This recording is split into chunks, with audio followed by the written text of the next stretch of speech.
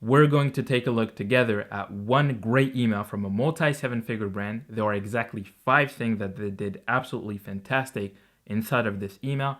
And the reason I'm going to tell you these 5 things is because a lot of brand owners, maybe you too, are making mistakes on that side of things, right?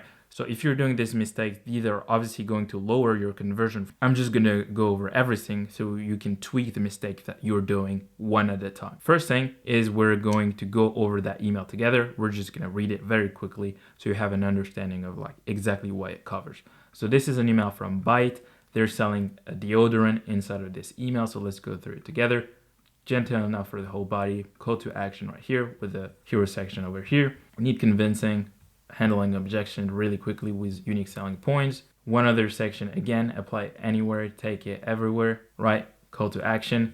And then pick your scent. This is just a standard product block with a final call to action. Now that we've seen the email together, let's go on the first thing that they did great. They optimized their above the fold section. If you're not familiar with email marketing, you might think this particular layout was done at random. I can tell you right now it's not.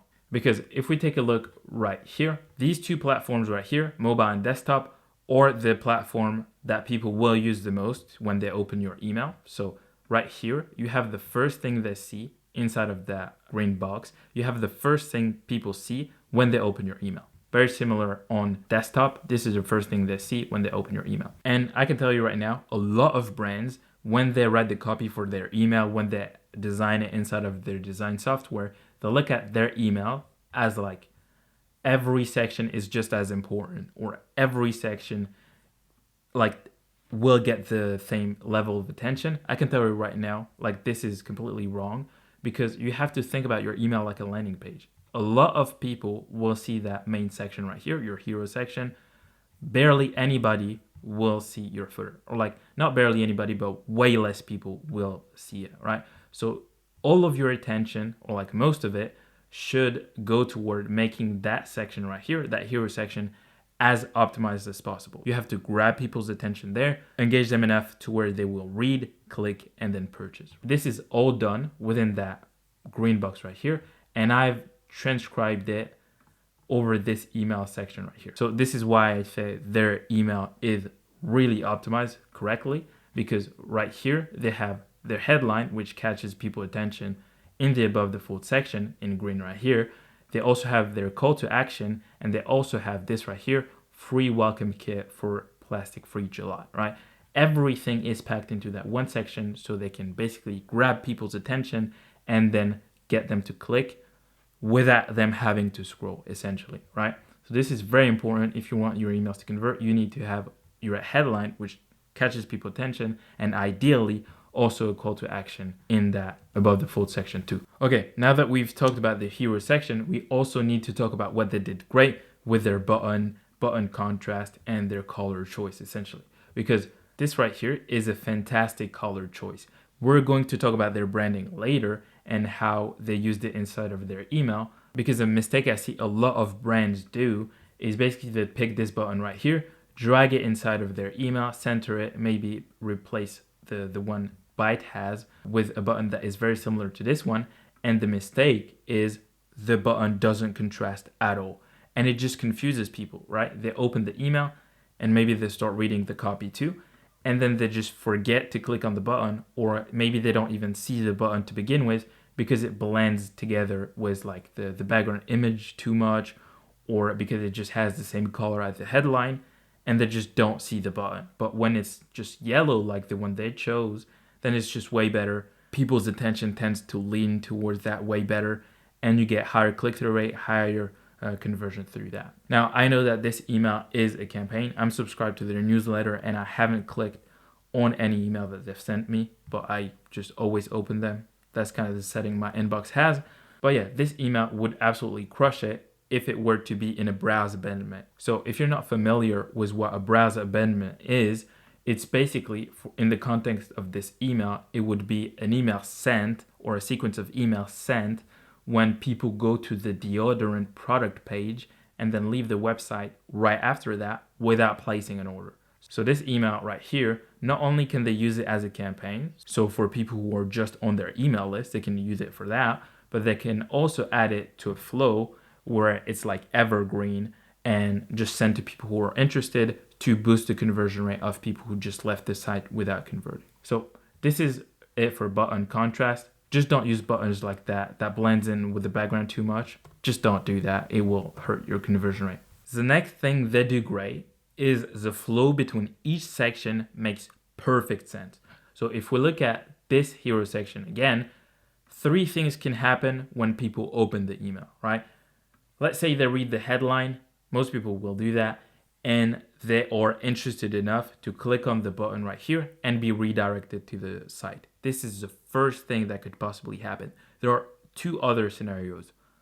One other is the headline, whether interesting to them, they just leave the email without completing an order, but also without clicking on any link. This is another thing that could happen. And the third thing, which we're going to study right now, is they don't want to click necessarily. They don't want to leave the email. They just want to learn more.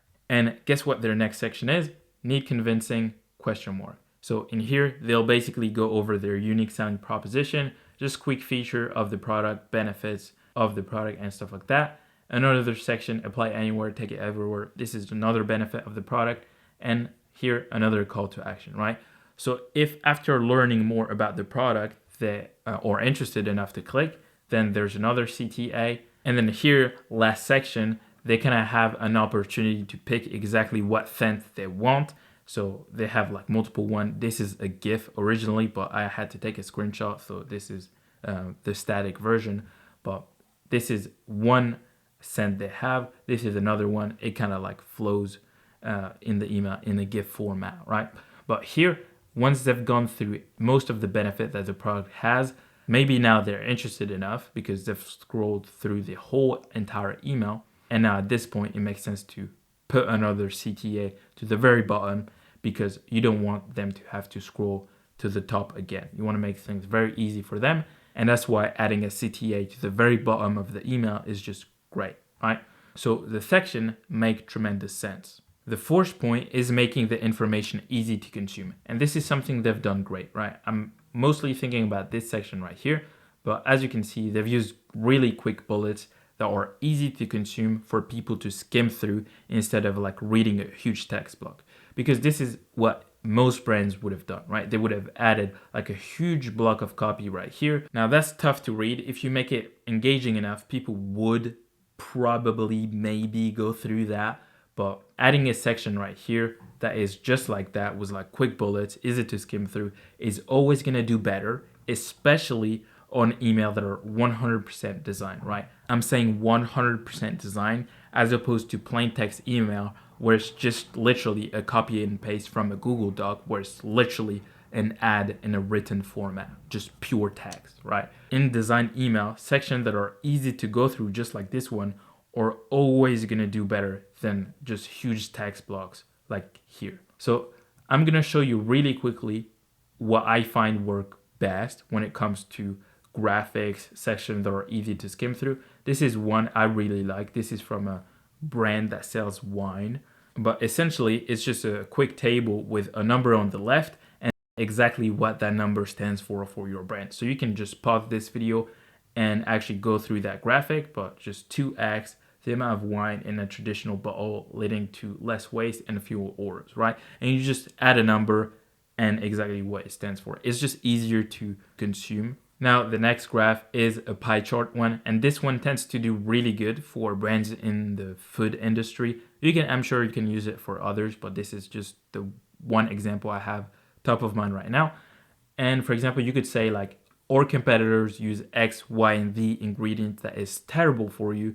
Don't consume their product and instead use our alternative that is 100% organic that you obviously want because that's what you value and that's why you are on this email list to begin with. Don't say that last bit, but essentially this is exactly what they want, right? They want organic stuff. So just say your brand has 100% organic stuff as opposed to the competition. And it's really easy to just make the comparison because instead of having that huge block of text, you have that image that literally takes people 2 seconds to understand. And the next graph is a comparison table. I'm sure you're familiar with this one. It does great on website, but it also does great on the email marketing side, right? And essentially you're just comparing your brand to the competition and what unique advantage you have, your brand, your product, what you have over them, right? So you're just literally listing benefits and saying, okay, we do have that, they don't. We do have that. Don't list out random things, obviously. And by the way, if you don't know what to put on a comparison table, just like this one for your brand,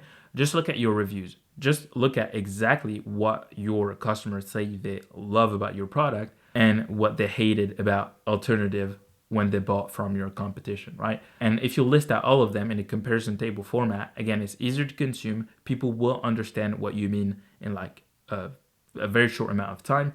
And the friction to read your email just drops significantly, right? Because it's easy to consume a table like this, and it's not easy to consume a huge text block. And the last thing that is fantastic is branding their emails just like they branded their website. And you could say, okay, branding doesn't matter. I'll just write my emails in like direct response style. It just branding has no importance whatsoever. And at first I used to agree. I used to be like, okay, copywriting is the only thing that matters because that's the space I come from originally. But then I started just branding my emails progressively better and better and better. And I've worked with high ticket stores that sold stuff worth like multiple four figures.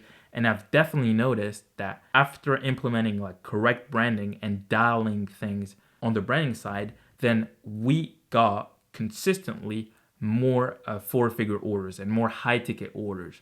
So optimizing the way your email look definitely has an importance. And I would actually recommend you go through your email flows and just make sure they're congruent to whatever you got on site, right? And if we even take a look further down the email, you can see that they're using the exact same font. So this is one they have on site right here.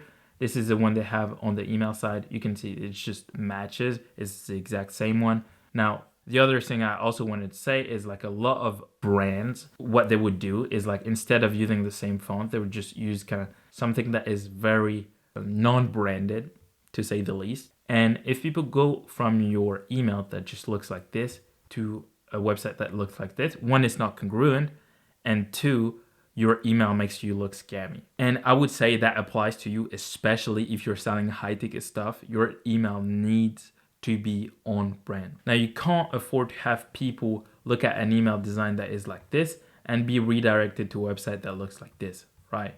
It looks like you've put 100% of your attention toward this thing, and then this email section you've designed in like literally 2 seconds, right?